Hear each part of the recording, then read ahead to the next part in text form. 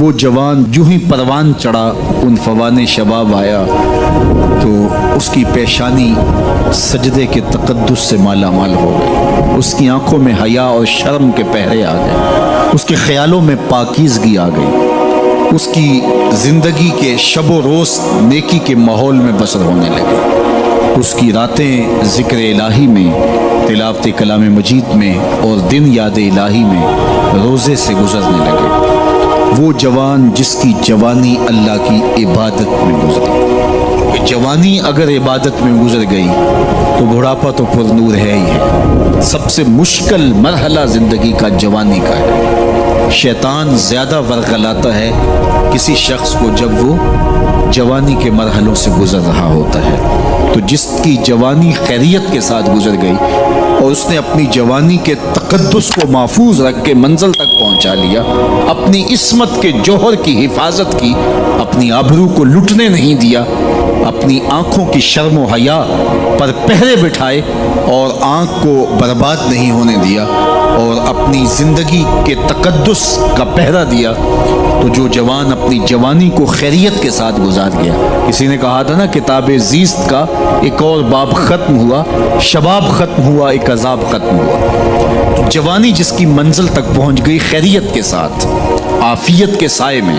مشکل تو بڑا ہے جوانی کو منزل تک لے جانا، خیریت کے ساتھ، داغدار نہ ہونے دینا، جوانی کے تقدس کو رسوا نہ ہونے دینا، عصمت کے جوہر پہ کالک نہ لگنے دینا، خواہشات کو غالب نہ آنے دینا۔ آسان کام تو نہیں ہے، مشکل کام ہے، لیکن اگر کوئی مشکل کاٹ گیا، جوانی کے تھوڑے سے ایام میں گزار گیا، اللہ اکبر۔ حضرت شیخ ختلی کہتے ہیں، داتا گنج بخش علی حجویری علیہ رحمہ کے مرشد ہیں، الدنیا یوم ولنا فیہا صوم۔ وہ کہتے ہیں دنیا ایک دن ہے، ہم روزہ رکھ کے گزار رہے ہیں۔ تو روزہ رکھ کے سارا دن گزر ہی جاتا ہے، دوپہر بھی آتی ہے گزر جاتی ہے، اور عصر کا وقت بھی آتا ہے گزر جاتا ہے، کھانے کا وقت بھی آتا ہے، چائے کا وقت بھی آتا ہے، سب کچھ ہوتا ہے لیکن گزر جاتا ہے، افطار تک بندہ پہنچ جاتا ہے۔ جس نے زندگی روزے کی طرح گزار دی، جس نے جوانی روزہ رکھ کے گزار دی، خواہشات کو بے قابو نہیں ہونے دیا، مشکل کام تھا لیکن اس نے مشکل کام کر دکھایا۔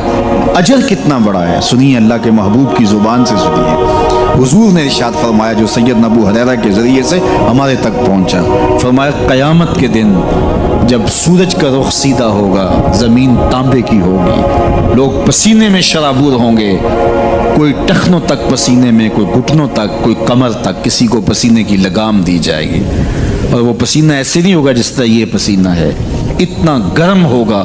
ابن رجب حنبلی کہتے ہیں اس پسینے کا ایک قطرہ اگر احد پہاڑ پہ ڈال دیا جائے تو وہ پگھل جائے، اتنا گرم ہوگا، بدبودار اتنا ہوگا، ایک قطرہ دنیا پہ ڈال دیا جائے، انسان کیا جانوروں کے دماغ بھی پھٹ جائے، اس پسینے میں لوگ شرابور ہوں گے۔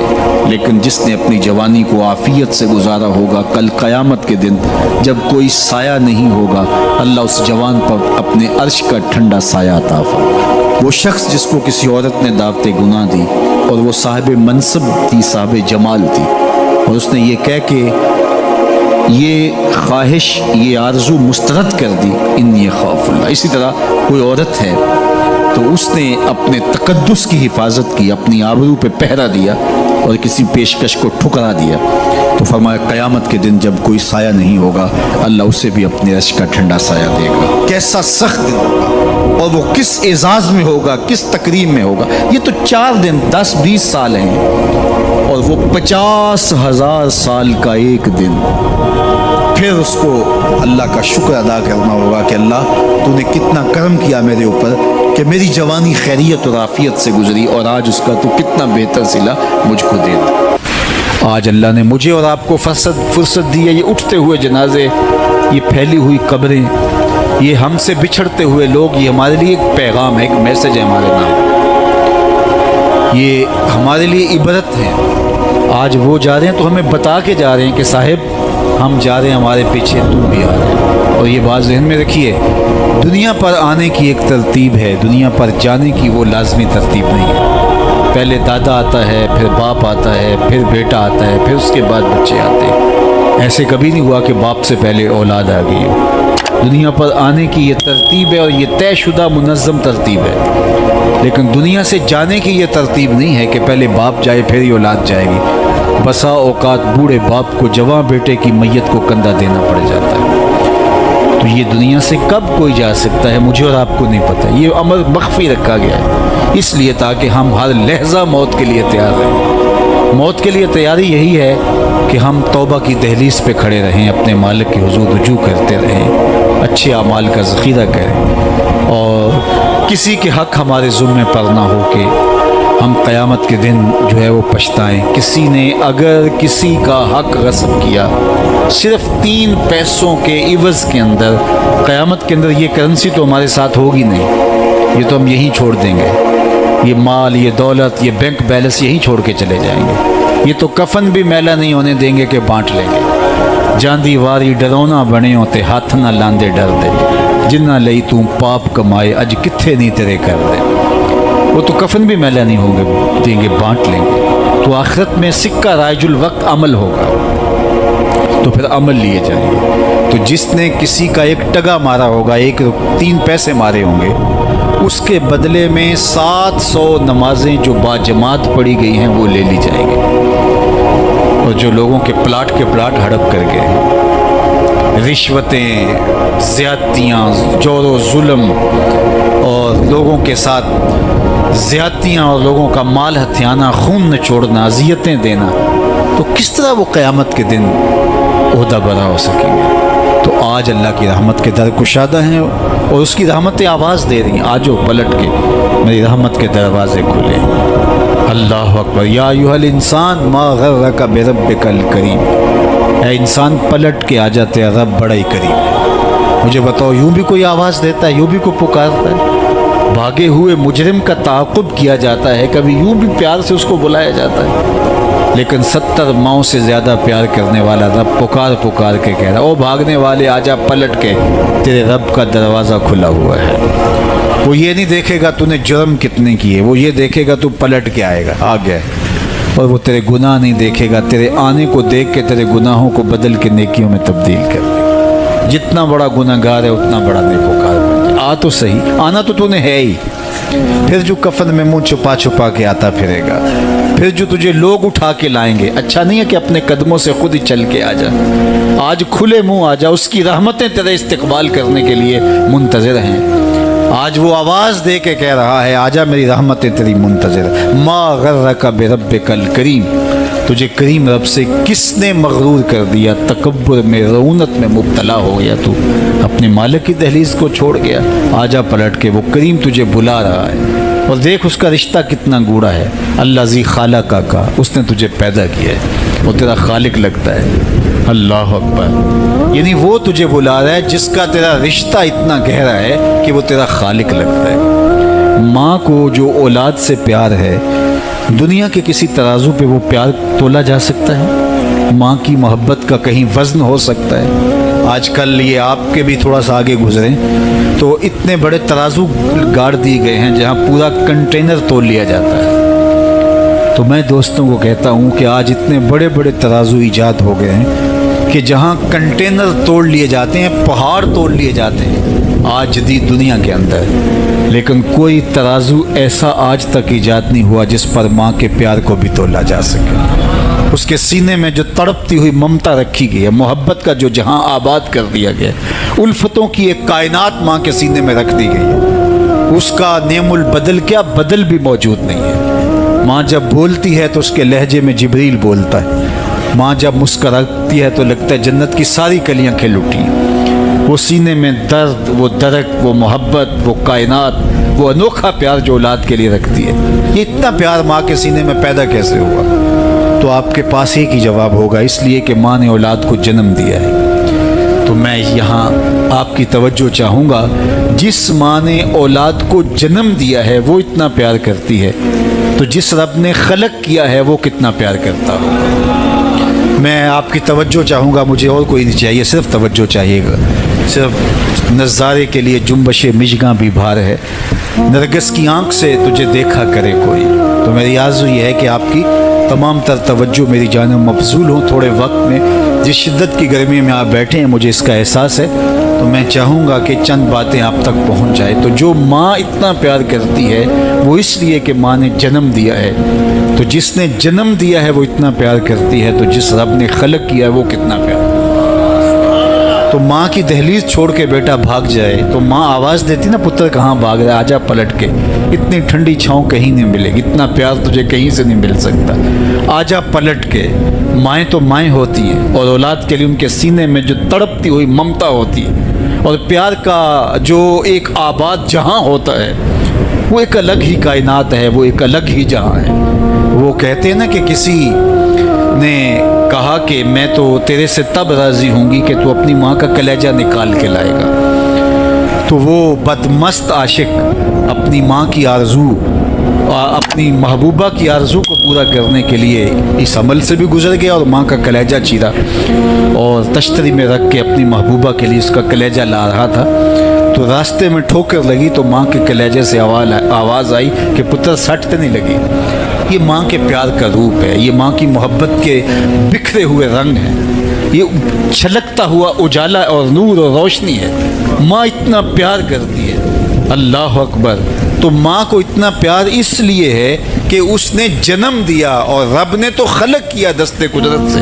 تو ماں کی دہلیز چھوڑ کے بچہ بھاگ جائے تو ماں کہتی ہے پتر آجا واپس پلٹ کے، اور جب بیٹا پلٹ کے آتا ہے تو ماں سب بھول جاتی ہے کہ اس نے کیا کیا تھا۔ تو جو 70 ماؤں سے زیادہ پیار کرتا ہے اس کی بھی آوازیں آ رہی ہیں، لا تقنطوا من رحمت اللہ، آجا پلٹ کے میری رحمت سے نا امید نہ ہونا، میں یہ نہیں دیکھوں گا تو مجرم کتنا بڑا ہے، میں یہ دیکھوں گا تو میری دہلیز سے پلٹ کے آ گیا ہے۔ تو اس کی رحمتیں بندے کو پکار رہی۔ تو یہ اٹھتے ہوئے جنازے، یہ پھیلی ہوئی قبریں، اور یہ ہم سے بچھڑتے ہوئے ہمارے احباب، دوست، بھائی، عزیز، یہ ہمیں بتاتے ہیں کہ میاں اس زندگی سے، زندگی کا متعین سفر کاٹ کر کے تم بالآخر اللہ کے حضور پلٹ کے آنے والے ہو۔ اخروی زندگی کے لیے اچھے اعمال کا ذخیرہ جمع کرو اور اپنی آخرت کی تیاری کرو، چونکہ موت جب آ جاتی ہے تو ایک لمحے کا بھی تقدم و تاخر نہیں ہوتا۔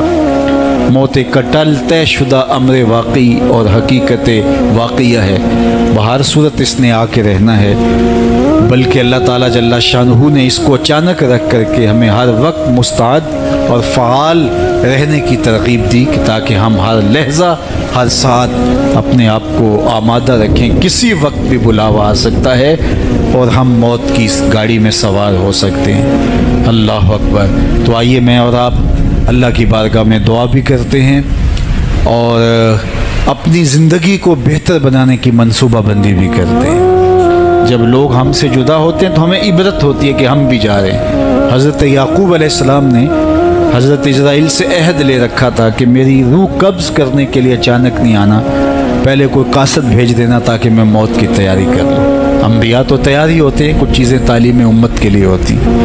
تو کہا کہ جی میرا وعدہ رہا۔ تو ایک عرصے کے بعد حضرت اسرائیل حاضر خدمت ہوئے اور کہا کہ حضور میں قبض روح کے لیے آیا ہوں۔ فرمایا تم نے تو وعدہ کیا تھا اچانک نہیں آؤں گا، تم اچانک آ گئے، کوئی قاصد نہیں بھیجا۔ تو کہا حضرت میں نے تو قاصد بھیجے تھے۔ فرمایا میرے پاس تو ایک بھی نہیں آیا۔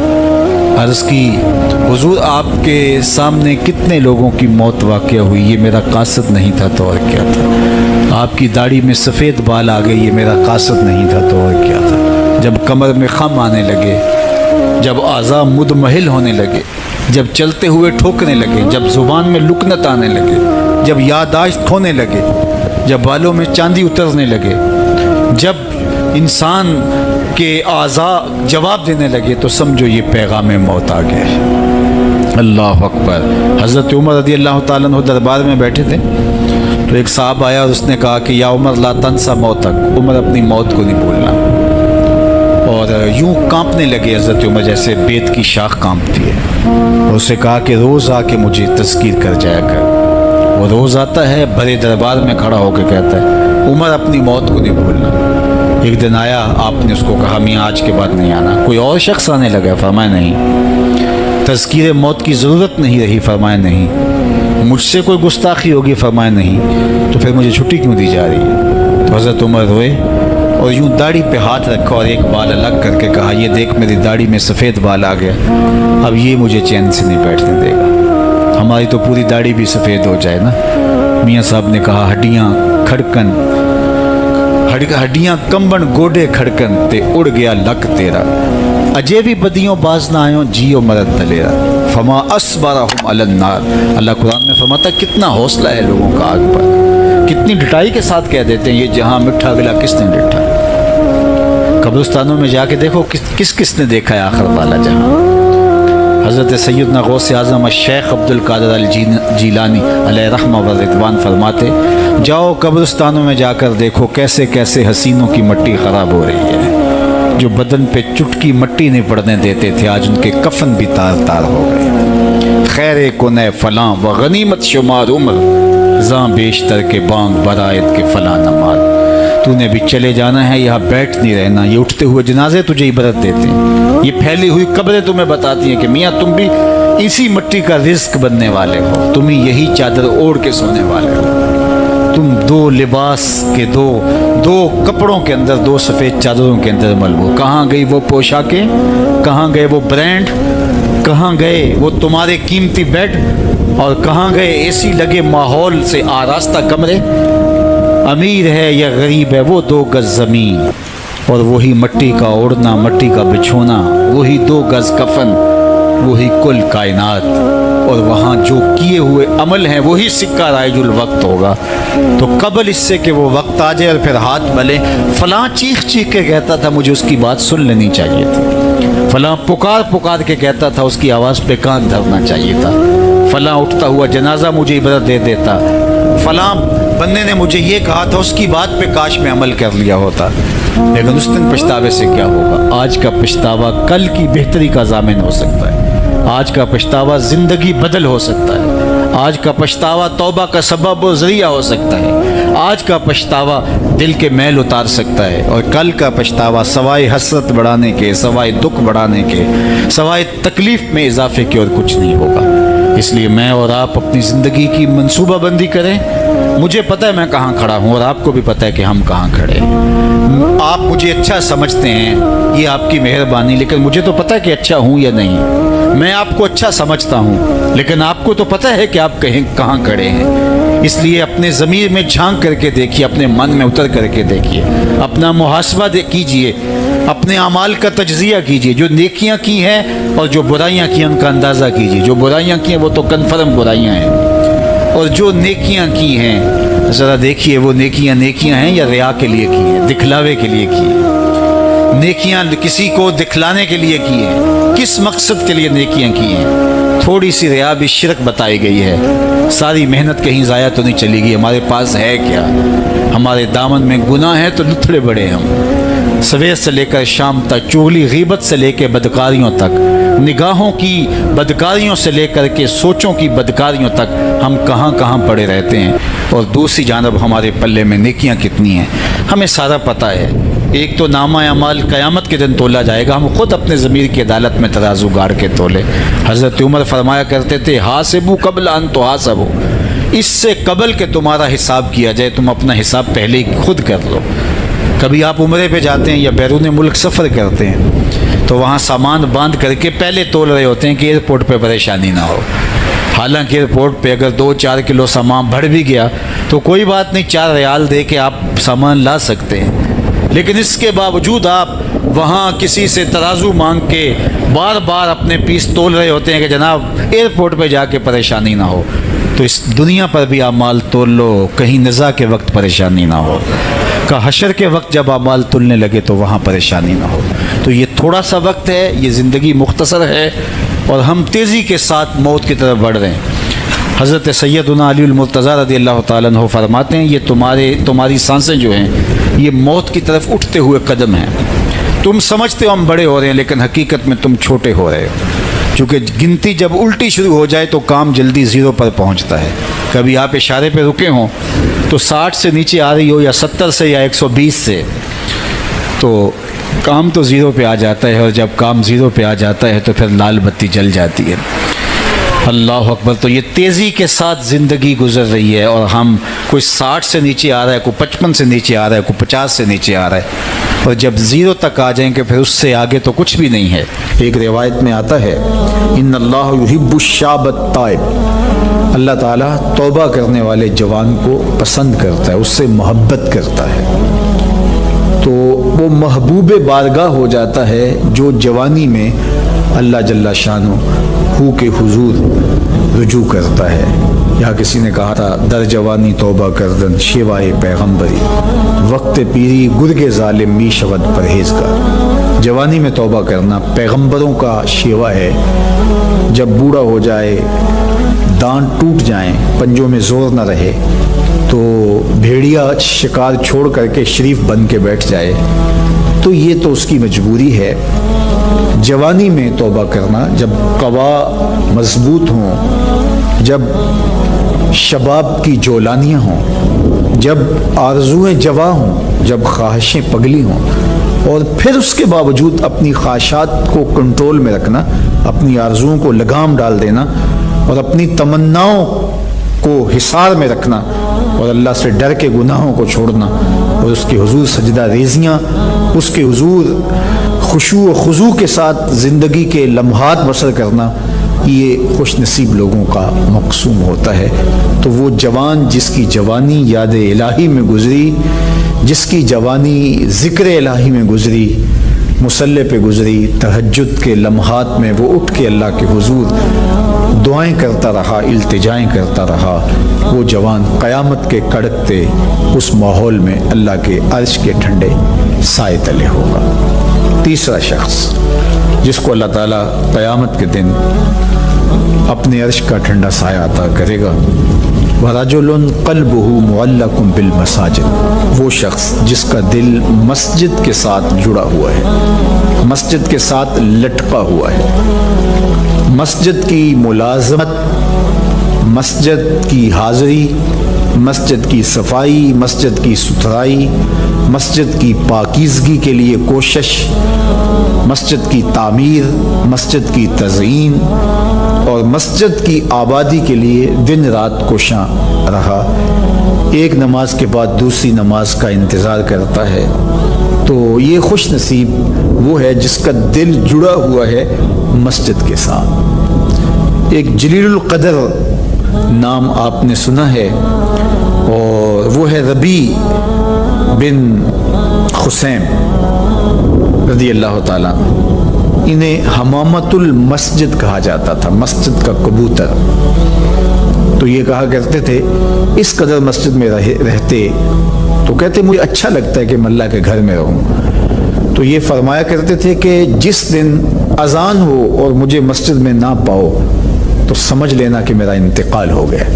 یہ ہو نہیں سکتا کہ ندائے نماز ہو، اذان پکاری جائے اور مجھے آپ مسجد میں نہ دیکھو۔ تو مسجد کی حاضری یہ ان کا شعار حیات تھا، اس لیے ان کو حمامت المسجد، مسجد کا کبوتر کہا گیا۔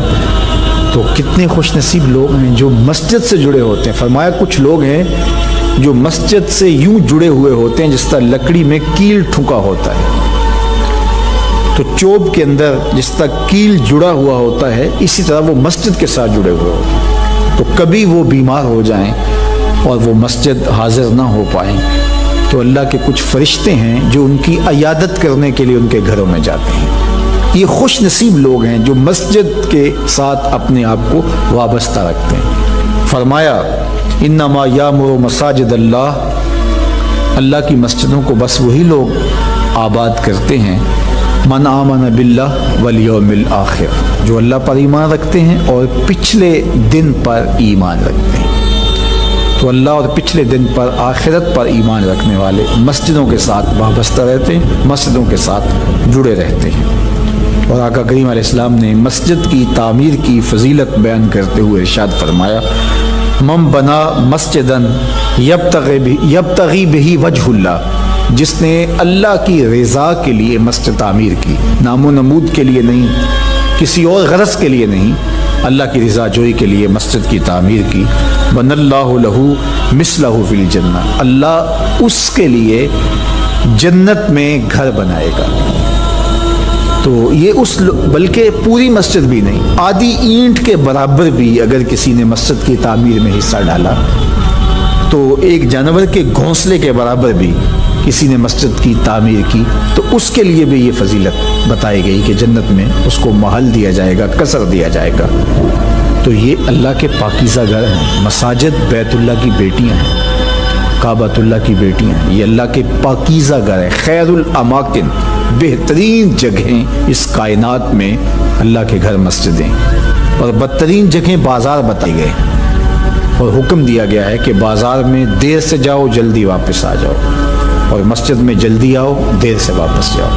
تمہارے جو لمحے اللہ کے گھر میں گزریں گے وہ عبادت میں گزریں گے، وہ ذکر و فکر میں گزریں گے۔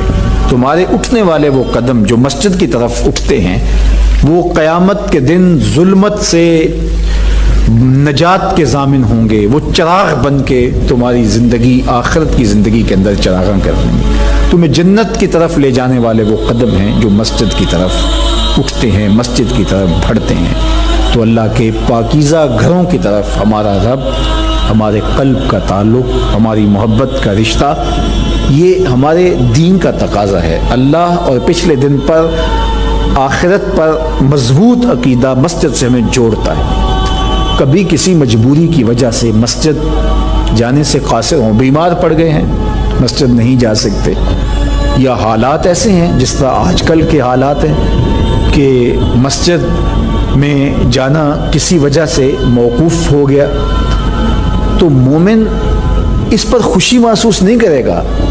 وہ بیماری کی وجہ سے یا کسی اور سبب سے مسجد نہیں جا پا رہا تو اس کا اندر بے چین ہوگا، اور وہ دعائیں کرے گا، مالک وہ لمحے آئیں کہ تیرے پاکیزہ گھر میں میری حاضری ہو، تیرے دربار میں حاضر ہوں، تیری چوکھٹ پہ جا کے سلامی پیش کروں، میری پیشانی تیرے حضور مسجد کے فرش کو چھوئے اور تیری بندگی کے ترانے گائے۔ تو وہ یہ آرزو کرے گا، اگرچہ شریعت اس کو رخصت بھی دیتی ہو لیکن پھر بھی اس کی تمنا تو ہوگی۔ وہ اس پر شکر نہیں بجا لائے گا، بغلے نہیں بجائے گا کہ چلو ایک بہانہ مل گیا، نہیں، بلکہ وہ اس پہ خوش نہیں ہوگا، الٹا اس کی طبیعت کے اندر ایک بے چینی اور اس طرح پیدا ہوگی، چونکہ وہ جڑا ہوا ہے، اس کا دل جڑا ہوا مسجد کے ساتھ۔ تو ایسا شخص جس کا دل مسجد کے ساتھ جڑا ہوا ہے، تو میرے اور آپ کے آقا و مولا نے فرمایا قیامت کے دن جب کوئی سایہ نہیں ہوگا، اللہ اس کو اپنے عرش اجتمع علیہ وتفرق علیہ۔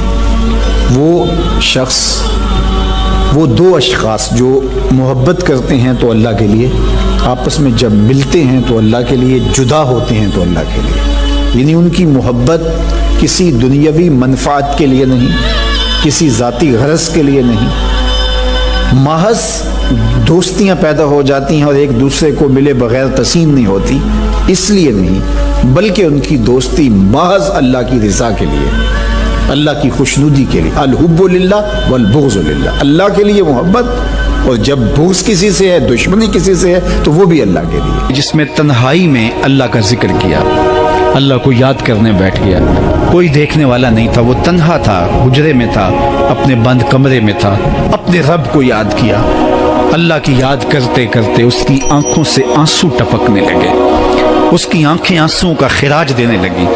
تو میرے اور آپ کے آقا و مولا نے فرمایا کہ یہ آنسو اتنے قیمتی ہیں، ان آنسوؤں کے بدلے میں قیامت کے دن اسے عرش الہی کا سایہ نصیب ہوگا، عرش الہی کا سایہ اسے نصیب ہوگا ان آنسوؤں کے بدلے میں۔ رومی علیہ رحمہ فرماتے ہیں جہاں پانی گرتا ہے وہاں سبزہ اگتا ہے، جہاں آنسو گرتے ہیں وہاں رحمت اترتی ہے۔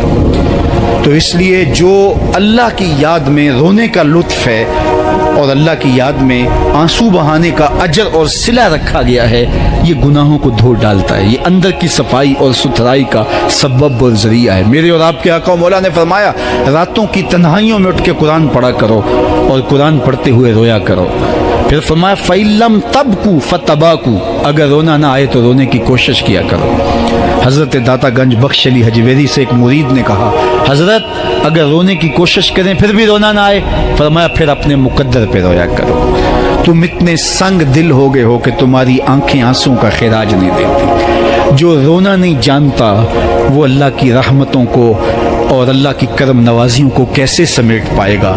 بچہ روتا ہے تو ماں دودھ دیتی ہے، جب بندہ اللہ کے حضور الہو زاری کرتا ہے، عجز کرتا ہے، انکساری کرتا ہے، تو اللہ کی رحمتوں کو جوش آتا ہے اور اللہ تعالیٰ کی رحمتیں اس پہ برستی ہیں اور اس کے نہ صرف گناہ معاف ہوتے ہیں بلکہ اللہ تعالیٰ اس کے گناہوں کو بدل کے نیکیوں میں تبدیل کر دیتا ہے۔ ایک فقیر تھا، ملنگ درویش، اللہ کا بندہ، اس کی عادت یہ تھی کہ اپنے ڈیرے پہ آنے والوں کو کھلاتا، ان کو پلاتا، ان کی ضروریات کا خیال رکھتا، لیکن ان کو مالی آسودگیاں نہیں تھی۔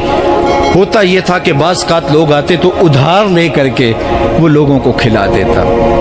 خیر، چونکہ فقیر کا مزاج یہ ہوتا ہے کہ لوگ آئیں اس کے ڈیرے سے کھائیں۔